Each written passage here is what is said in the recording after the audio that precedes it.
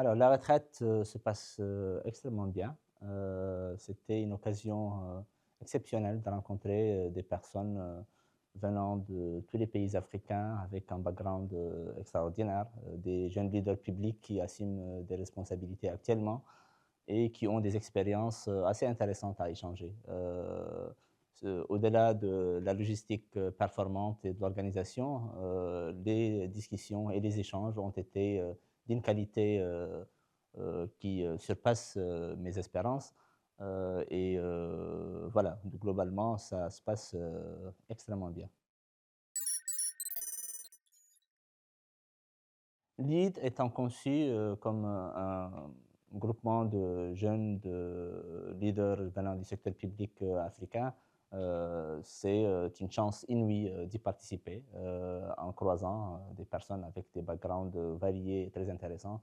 Les échanges d'abord, les connexions qu'on fait, le réseau qu'on bâtit font la différence. Mais aussi les personnalités qu'on rencontre, les speakers. Je donne l'exemple de Donald Keberuka, ancien président de la BAD, de Mustafa Tarab, président de l'OCP, de professeur Carlos Lopez, etc., etc., nous donnent des insights d'une valeur inestimable à travers leur expérience de management et de développement en Afrique. Je crois fermement que le développement de l'Afrique ne se fera pas pays par pays, mais il se fera d'une façon régionale avec un certain niveau d'intégration, un certain niveau de collaboration. Et dans ce contexte, les réseaux sont extrêmement importants.